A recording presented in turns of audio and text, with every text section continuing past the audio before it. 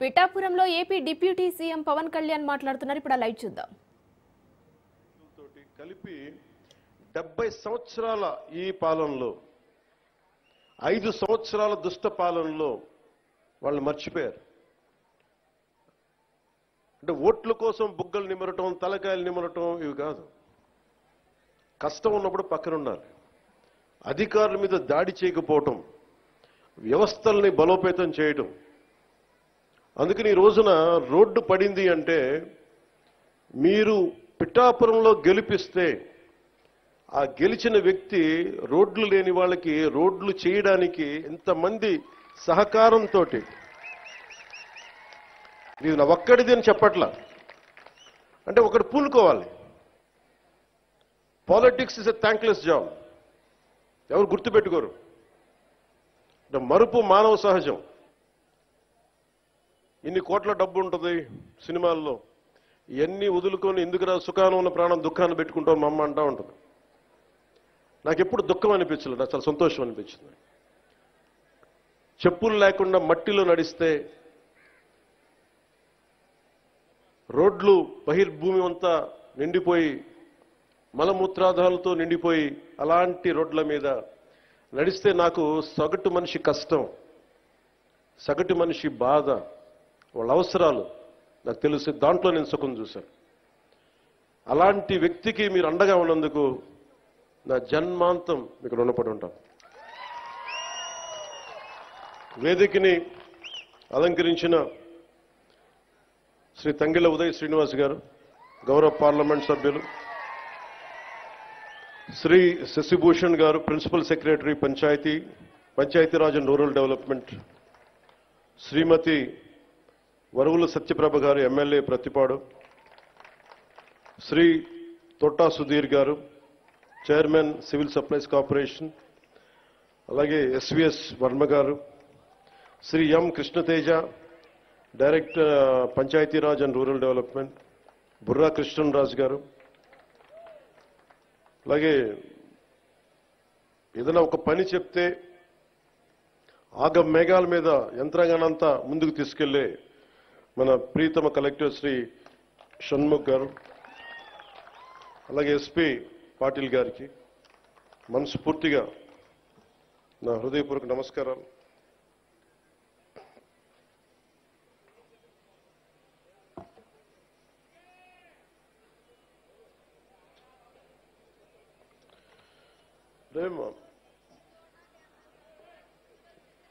ఏమ్మా ఏంటి ఇబ్బంది పెడుతున్నారు మిమ్మల్ని? నేను మిమ్మల్ని చూశాను, మీరు నన్ను చూశారు. మీ పాదాలకి నమస్కారం, దీవెనలు ఇవ్వండి. అంటే 6 నెలల్లో మీరు ఏం చేశారో అని అడుగుతా ఉన్నారు. తృప్తి లేదంటే వీళ్ళకి, గత ప్రభుత్వం నడిపిన పెద్ద మనుషులందరికీ. చాలా చిన్న ఉదాహరణ చెప్తాను, మనకి వాళ్ళకి తేడా ఏంటని. 5 సంవత్సరాల్లో వాళ్ళు 268 గోకులాలు నిర్మించారు. 5 సంవత్సరాలు.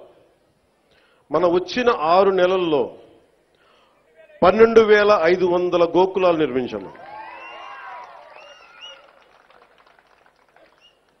నాకు ఇష్టమైన కవి గుర్రం జాషువా గారు గోమాత గురించి ఆయన చెప్పిన మాట, అంటే మన సాంప్రదాయాల్లో కానీ ఆచారాల్లో కానీ మన కార్తీక మాసంలో కానీ శివుడికి అభిషేకాన్ని గోపు మన ఆవు పాలతోనే చేస్తాం.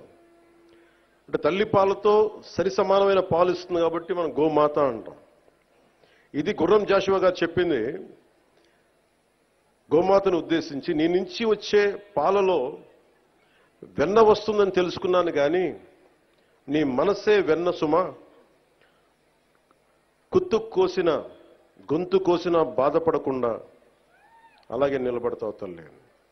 అంటే ఆవు ఔన్నత్యాన్ని, ఆవు సంరక్షణ అవసరాన్ని చాలా గొప్పగా వివరించారు గుర్రం జాషువా గారు.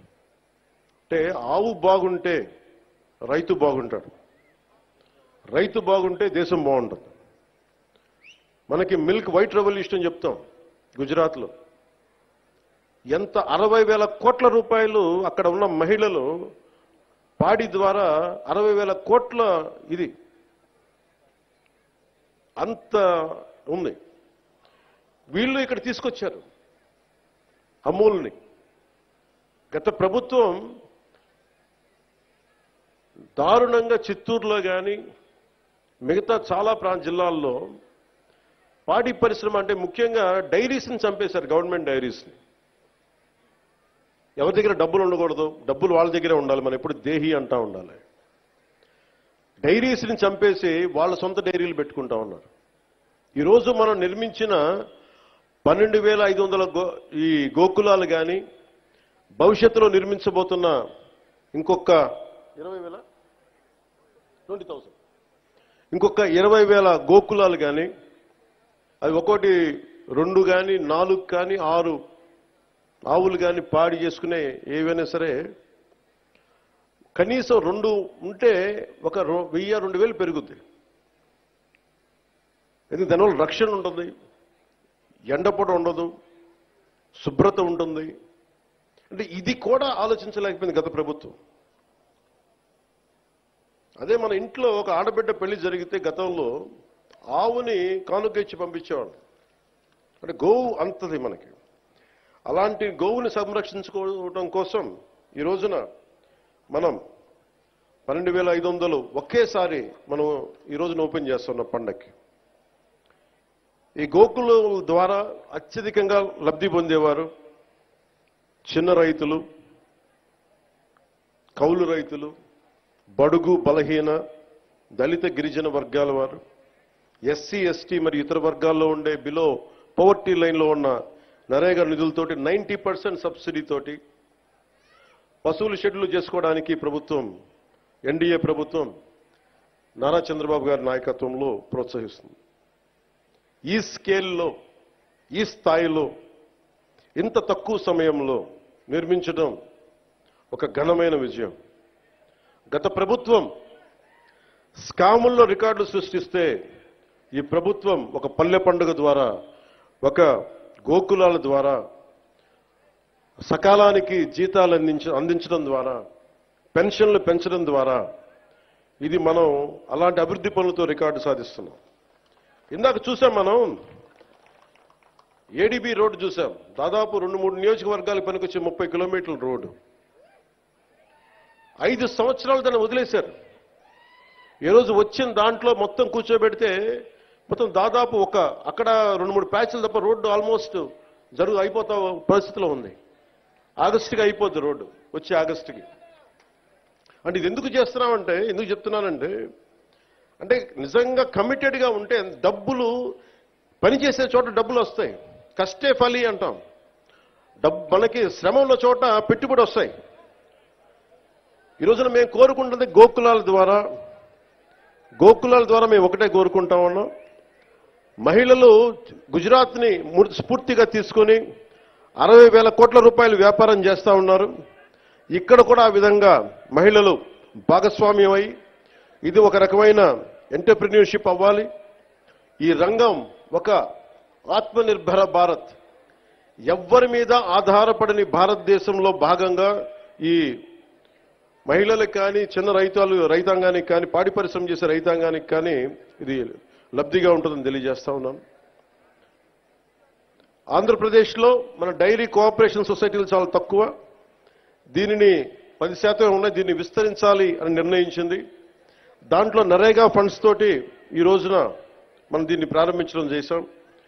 న్యూజిలాండ్ లాగా పాడి పరిశ్రమలో ఆంధ్రప్రదేశ్ దేశంలోనే పాల ఉత్పత్తి చేసే దాంట్లో మనం ప్రముఖ పాత్ర వహించాలని మనస్ఫూర్తిగా నేను ఆశిస్తూ ఇవి చేస్తా ఉన్నాం. గత ప్రభుత్వం డైరీల్ని నిర్వీర్యం చేసి గుత్తాధిపత్యం తెచ్చుకోవడానికి ప్రయత్నం చేశారు. అమూల్ వచ్చిందని చేసిన హడావిడి ఏమైపోయింది? ఒక అమూల్ కేంద్రం ఏర్పాటైందా? అందుకని ఇవన్నీ వదిలేసి రైతుల ఆదాయం రెట్టింపై అవ్వాలనే దీర్ఘకాలిక ఉద్దేశంతో ఈ గోకులాల పథకం 2వ దశ క్షీర విప్లవం దశగా అడుగులు వేస్తా ఉన్నాం. మహాత్మా గాంధీ జాతీయ ఉపాధి హామీ పథకం కింద మీకు ఈ కింద విషయాలు తెలియజేస్తుంది. దాదాపు 58 లక్షల కుటుంబాలకు చెందిన 97 లక్షల పైచిలకు ఉపాధి కూలీలు ఈ పథకంలో పనిచేస్తా ఉన్నారు. ఈ ఆర్థిక సంవత్సరంలో 5,193 కోట్ల రూపాయలు ఉపాధి కూలీలకి చెల్లించాం. ఇంకా ఏదైనా బాకీ ఉంది అంటే 2 కోట్ల మటుకే ఉంది. అంటే 5,193 కోట్ల రూపాయలు చెల్లించాం ఉపాధి కూలీలకి. ఈ పథకం కింద కూలీలకి పని కల్పించడంతో పాటు సుస్థిర ఆస్తుల్ని కల్పిస్తా ఉన్నాం.